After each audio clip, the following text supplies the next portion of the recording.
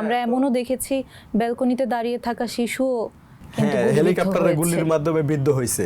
তো যাই হোক, পরে আরো দুইজনকে পাইছি, একজনকে মূলত পাইছি একেবারে 10 তলার উপরে, যাত্রাবাড়ির এই সাইডের 10 তলা একটা বিল্ডিং এর মনে হয় সম্ভবত ভিতর থেকে একটা জানালার গ্লাস থেকে এক স্নাইপারের যে এটা দেখে স্পষ্ট দেখা যাইতেছে স্পষ্ট।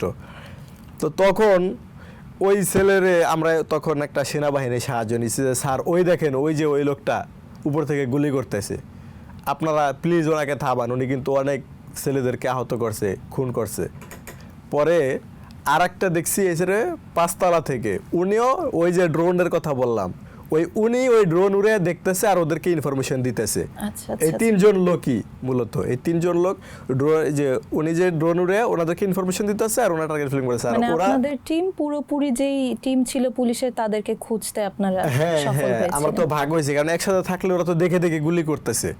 তো তখন মনে করেন যে ওই 2 জন পুলিশ, একজনকে তো সেনাবাহিনীকে দেখাইছি, পরে ওনারা কি করছে ওইটা আমরা বলতে পারি না, কিন্তু ওই যে 5 তলার সাথে যেজন ছিল ওনার ড্রোনটা আমরা মানে যখন সবাই একসাথে ঢিল মারি ড্রোনটা ভেঙে গেছে। ড্রোনটা ভেঙে যাওয়ার পরে ওই লোকটা সাথে সাথেই নেমে গেছে।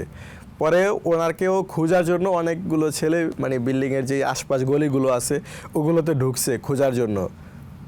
পরে ওনাকে আর পাওয়া যায় না, কিভাবে পালাইছে, ওনাদের তো হাত ছিল সব জায়গাতেই, একজন সাহায্য করছে, খুনিদেরকে সাহায্য করছে। তো যাই হোক, এরকম এক পর্যায়ে আমরা দেখতে দেখতে যারা আহত হয়েছে তাদেরকে তো আমরা আরও লোক দিয়ে মেডিকেল পাঠানোর ব্যবস্থা করেছি, কারণ সাধারণ মানুষ আমাদেরকে অনেক সহযোগিতা করছে। তখন মনে করেন আমি যখন আহত হই এটা হচ্ছে দুপুর 2টার দিকে। তো আমার যে সময়টা এই যে ধাওয়াধাই, তারপরে পুলিশদেরকে নামানো, যারা স্নাইপার দিয়ে গুলি করতেছে তাদেরকে নামানো, এগুলো করতে করতেই এই সময়টা পার হয়েছে।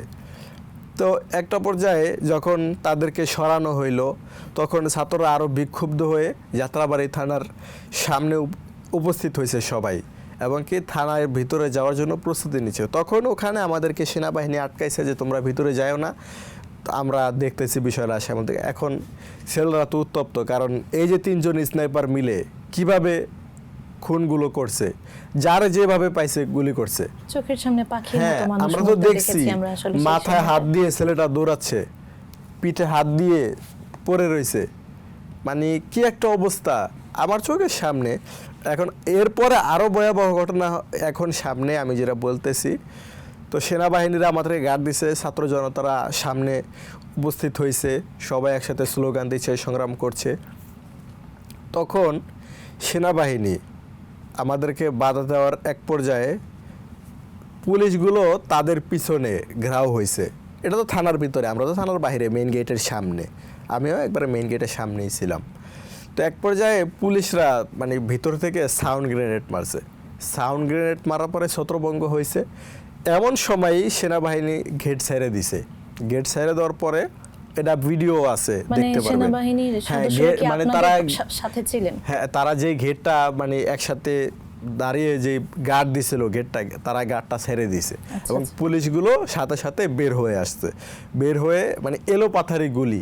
তখন আমি যাত্রাবাড়ি থানার গেটের সামনে যেই ফ্লাইওভারের নিচে এতটুকু যে সরু দেয়ালটা থাকে, আমি ওই দেয়ালটার উপরেই ছিলাম, আমার যাওয়ার কোনো রাস্তা ছিল না। আমার সামনে পুলিশ। ওখানে ছত্রভঙ্গ হবার পরে ওখানে আটকা পড়ে যান? হ্যাঁ, আমি আটকা পড়ে যাই, মানে বললাম তো, মানে সেনাবাহিনী যখন গার্ড ছেড়ে দেয় তখনই পুলিশগুলো মানে এত তাড়াতাড়ি বের হয়ে মানে সবাইকে ঘেরাও করে, যারা পালাইতে পারছে তো পারছেই, আর যারা তো পালাইতে পারে না তারা তো এইখানেই ওদের সার্কেলের ভিতরেই আটকা পড়ছে। তো আমিও ওদের সার্কেলের ভিতরেই পড়ছি, আমাকে যে গুলি করছে এই ফুটেজটাও আছে। তো মনে করেন ওই ফ্লাইওভারের শুরুতে আমি আছি, কারণ আমি যে কোথায় যাব আমি বুঝতে পারতেছি না, আমার সামনেও পুলিশ, এখানেও পুলিশ।